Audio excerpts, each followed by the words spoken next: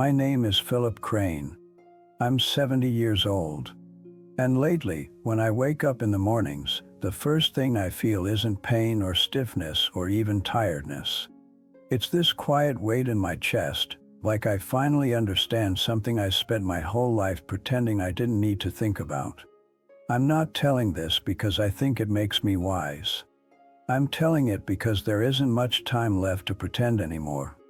I live alone now. Small house. 1 floor. I chose it that way after my knees started giving me trouble. Time feels different at this age. It doesn't stretch out in front of you anymore. It doesn't feel negotiable. It feels counted. I look at the calendar and realize whole years have passed without anything really changing. And then I look back further, and I see how easily I gave those years away. I used to believe time was something you managed, something you scheduled, something you'd get around to when the urgent stuff was done. I was wrong about that. These days, my mornings are slow. I make coffee the same way I've made it for decades. Same mug. The handle's chipped. My daughter once told me to throw it out, but I never did. Not because it's sentimental, just because it still works. That's been a pattern in my life. If something still works, I don't question it. Even if it's worn thin. Even if it's costing me more than I realize. I sit at the table and stare out the window while the coffee cools. I spend a lot of time remembering now. Not the big moments, not at first.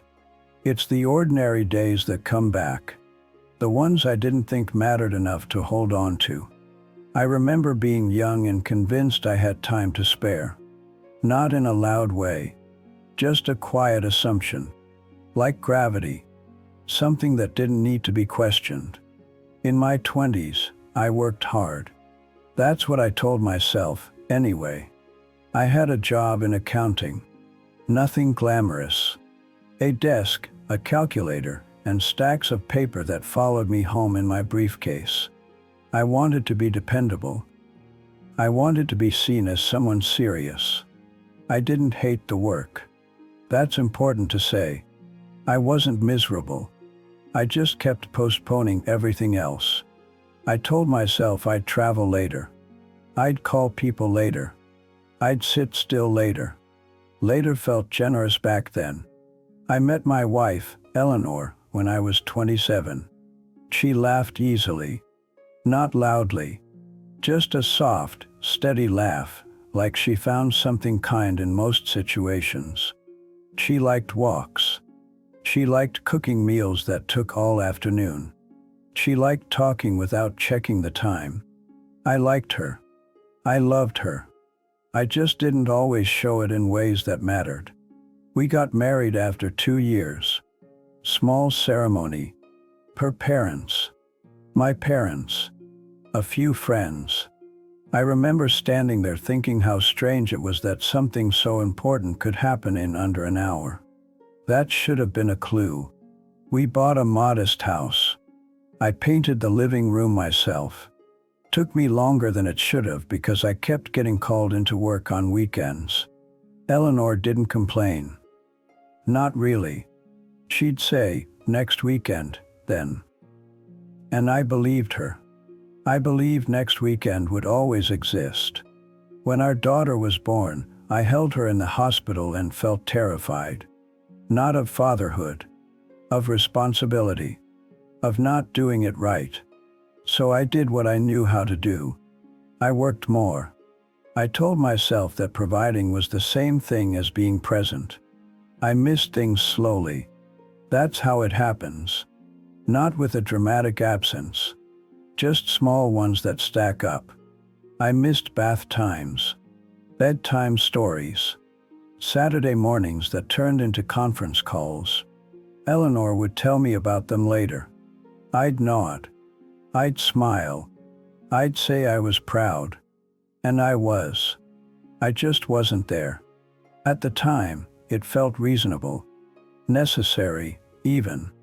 I wasn't chasing some grand dream. I was just keeping things running. That's how most lives drift away. Not from selfishness, from maintenance. I told myself I'd slow down once things stabilized. Once the mortgage felt manageable. Once the promotion came through. Once I felt secure enough to breathe. The problem is, once is a moving target. Eleanor used to ask me to sit with her in the evenings. Just sit. No television. No papers. She'd say she missed talking. I'd say, give me 10 minutes. Sometimes I meant it. Sometimes I forgot. 10 minutes became a habit. And habits become histories.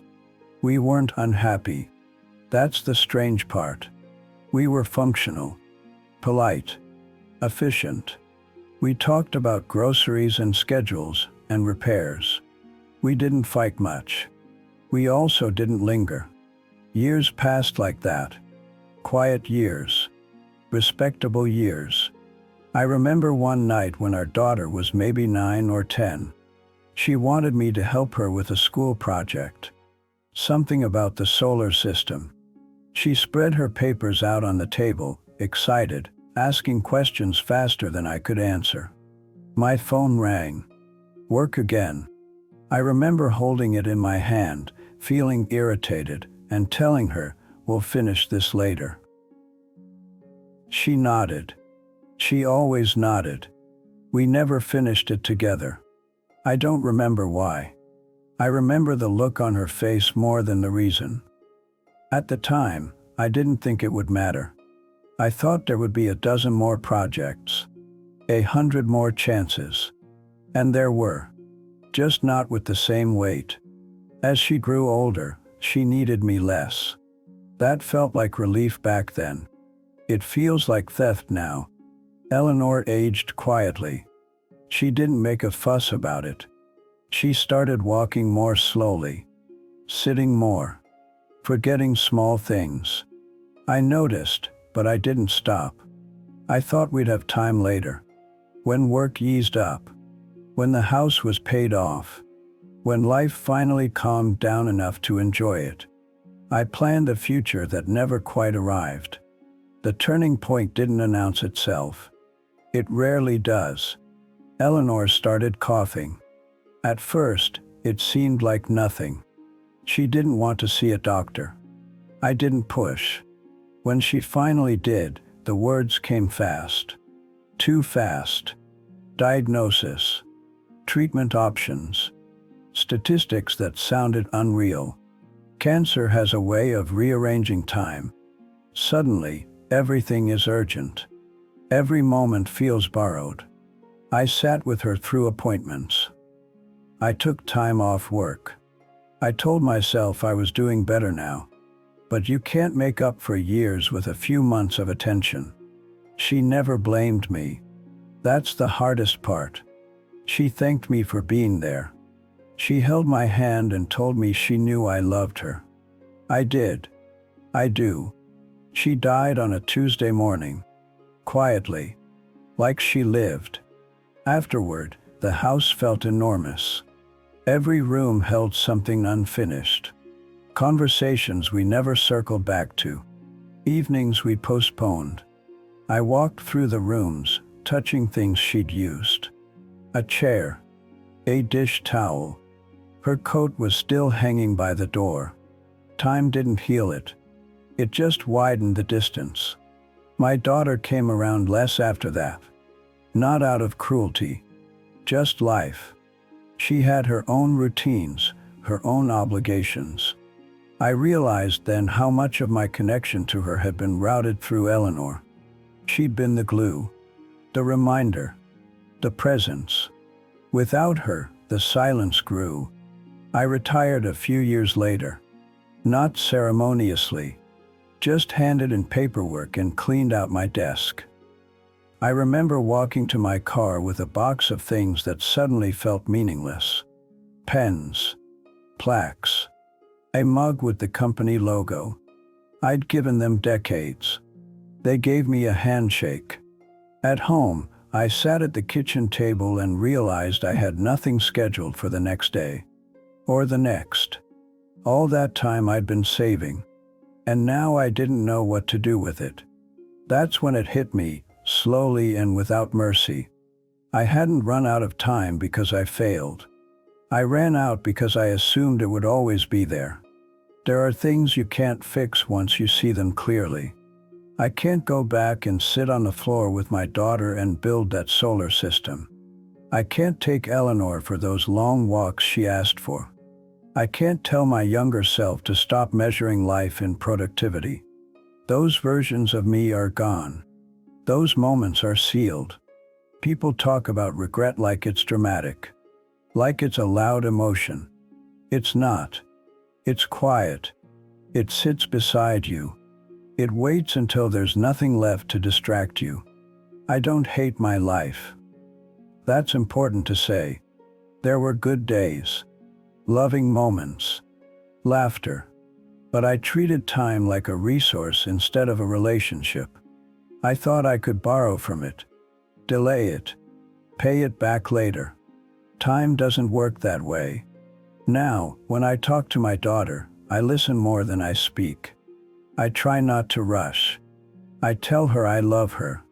She says it back. I'm grateful for that. But there's a thinness to it, like a bridge built after the river already shifted. If you're listening to this, I'm not here to tell you what to do. I don't know your life. I don't know your pressures. I only know what I believed and what it cost me. I believed there would be more time to say the important things, more time to show up fully, more time to sit still with the people who loved me. I was wrong. If this means anything to you, let it be this: the ordinary moments are not placeholders. They are the whole thing. I'm 70 now. My days are quieter. My world is smaller. I make my coffee. I sit at the table. I watch the tree across the street sway in the wind. And I try, in what time I have left, not to treat any of it as unlimited. That's all.